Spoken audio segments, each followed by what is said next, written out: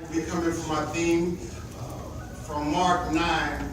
We'll be reading verses 14 through 17 and 21 through 24 and Hebrews 6. Let us pray. Our Father and our God, we thank thee for this another opportunity. We ask you now, God, to hide me behind thy sacred cross. Let them see not of me, but all of thee. Speak to me, O Lord, and speak through me. Anoint these lips of clay. Allow the words of my mouth, the meditation of my heart. May they be acceptable in thine sight. For Lord, you are my strength. You are my redeemer. Let the redeemed of the Lord say amen. Amen. Amen. Reading such verses I just mentioned. And when he came to his disciples, he saw a great multitude about them, and the scribes questioning with them. And straightway all the people, when they beheld him, were greatly amazed, and running him to salute him. And he asked the scribes, what question ye with them? And one of the multitude answered and said, Master, I brought unto thee my son, which have a dumb spirit.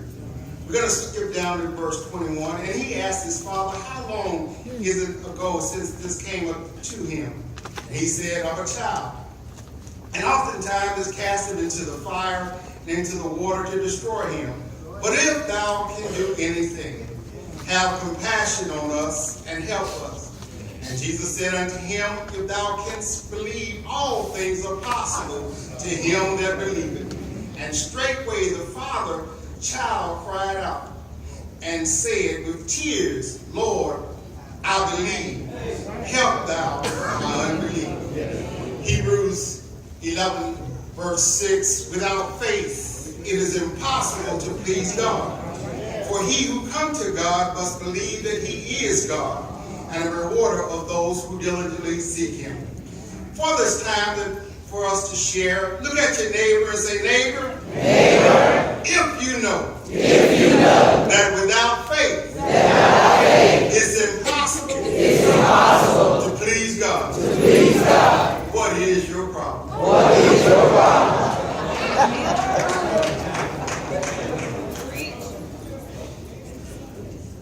What is your problem? This question can be said in many ways. People usually say, what is your problem, to a family member, to people that they are close to, especially when they're in a relationship. And all of you that are in a relationship right now, don't look to your left or right. Just keep looking straight ahead. There are people who use this phrase when talking to strangers who have upset them or made them mad. There's a mechanical question when you bring your vehicle in for something other than a regular routine, what seems to be your problem. But I'm truly convinced the most important time to ask the question, what is your problem, is a time when it reflects directly to ourselves.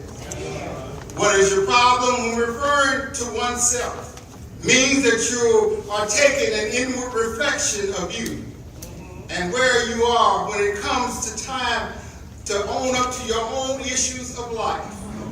Then you're able to determine, is it everybody else? Or will we admit, it's me, O Lord, standing in the need of prayer.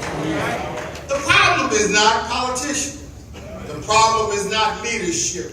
The problem is not poor role model. The problem is not broken families. The problem isn't with those that we call them. Paul said in 1 Corinthians 11:31, for if we judge ourselves, we should not be judged. The problem starts right here with us. The problem starts with our free will. The problem starts with the road we choose to travel. We can choose the narrow way or the broad way. We can be the head or the tail. We can be above or beneath. We can choose life or death. We can choose to trust God, or we can lean to our own understanding. The choice is not necessarily easy, but the choice is necessary. Therefore, the question in essence is not what is your problem, but what is my problem. In this chapter, we find that Jesus has just come down from the Mount of Transfiguration. He and 3 of his disciples, Peter, James, and John. And they find the other 9 in an argument with the scribes, teachers of the law.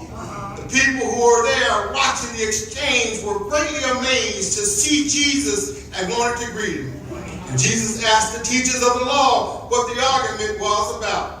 However, the answer came from a man whom told Jesus he had need to cast out a spirit that possessed his son. The father told Jesus the spirit had made his son mute, and whenever he sees the son, he foameth at the mouth, gashed his teeth, and become rigid. He explained how he brought his son in expectation of Jesus casting out the spirit. But when he got there, Jesus wasn't there. The disciples were not able to cast the spirit out of his son. After Jesus asked how long the son had been possessed, the father said, since childhood. The father explained the spirit would oftentimes put his son into fire or water in an attempt to kill his son. And Jesus rebuked the crowd, calling them an unbelieving generation. He asked how long would he stay with them and how long should he put up with them. He directed this to the entire nation of the Jews. And tonight, the bishop has challenged us to take inventory of our generation. And we must start with ourselves individually and ask the question, what is your problem? We believe in the Holy Ghost, the Christian church, the forgiveness of sin, the resurrection of the body, and eternal life for all true believers. There are those of us who come day after day, week after week, month after month, year after year to hear the word of God. This is the number of disciples we're meant. Not just the 12, but all who listen. But watch this. The number was small of those who truly listened. And the true believers were even smaller. Sad to say, yet today, it is as it was in those days with God's chosen people. Jeremiah 5:21, hear now this, O foolish people, and without understanding, which have eyes and see not, which have ears and hear not. They heard the word of God, the very words of faith, and yet very few believed. Even when it came to his hand-picked 12, they were told that they had power to heal sickness and to cast out devils. Jesus then asked for the boy to be brought to him, and when the spirit saw Jesus, it threw the boy on the ground, and he went into convulsion. The father said to Jesus, but if thou can do anything, have compassion on us and help us. Jesus replied, if thou canst believe, all things are possible to him that believeth. This caused the boy's father to cry out with tears in his eyes, Lord, I believe, help thou my unbelief. Jesus sees a crowd running to the scene. Then Jesus commanded, thou dumb and deaf spirit, I charge thee, come out of him and enter no more into him. And with this, the spirit left the boy. A little later, the disciples asked Jesus why they couldn't cast the spirit out like he had done. Jesus told his disciples, this kind come out forth by nothing but prayer and fasting. This evening, I don't want to talk about the possession too much per se, but rather the boy's father declared. The father of the boy said to Jesus, but if thou canst do anything, have compassion on us and help us. Then Jesus said, believe all things are possible to him that believeth, which caused the father to give his heartfelt reply, Lord, I believe, help thou my unbelief. This man had come to Jesus with the belief that Jesus could get rid of the spirit that possessed his son. And Jesus, 3 of his disciples were gone, so the man asked the other 9 to help. But they failed and could not get rid of the spirit. Now when Jesus returned to the place where the rest of the 12 were, this man with a child is one who tells Jesus what the argument was about. The tone of his explanation indicated that he wanted Jesus to perform the miracle. But when the father's unbelief came to the surface and said, if I can do anything. My brothers and my sisters, if you're coming to the master for help, might I suggest that you not come with a condescending attitude. For he who comes to God must believe that he is God, and the rewarder of those who diligently seek him. See, he wasn't asking Jesus to decide to help. He doubted Jesus could help. Think about it. This man brought his son, declared in the Bible as a boy. The father probably would have fought anybody that tried to prevent him from bringing his son to Jesus. He more than likely placed his son on a horse or a wagon and physically brought him to Jesus. Now that doesn't sound like an action of a man who had doubt. Yet when face to face with the Lord, the man did not have the faith to believe. And I want you to know, sometimes faith is no faith. For if thou canst believe, all things are possible to him that believeth. But this man wasn't the first or the last that had doubt. One that probably popped into your mind first is doubting Thomas. One of Jesus' chosen 12, he had witnessed the miracles Jesus performed after he had told Jesus' resurrection. He said, except I see the prints of the nails in his hand and thrust my hand into his side, I will not believe. Then there's Abraham, still Abraham, who twice told his wife Sarah to say she was his sister so he would not be killed by those who found Sarah desiring. This was after Abraham was told that he'd be the father of a great nation, but many years before Isaac was born. How can you be the father of a great nation when you're dead? There are others, but I believe you get the picture. Doubt may have been why the disciples could not cast out the spirit. They had done this before with Jesus, but now when they were on their own, the Father came searching for Jesus. But the disciples tried to perform this, and the man wanted Jesus to do.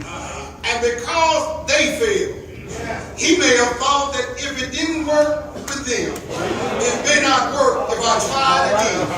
My brothers and my sisters, don't let others' failure give you doubt about what Jesus can do. But the disciples doubted. And isn't there that way with God's people today? We have our doubts. We have doubts with our faith. And sometimes we have doubt about God. At times we have doubt that God cares. We doubt he's listening to our prayer. We doubt that he cares for his own. At times some may even doubt he exists. But I agree with the songwriter when he said that so many people doubt, but I can't live without.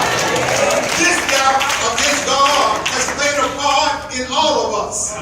Ever since Adam and Eve disobeyed God in the Garden of Eden. And now, because sin has infected the thoughts and souls of everyone, it is sin that attacks our belief in God. Our sin nature is an enemy to God, and it will assault our faith and cast unbelief in our mind.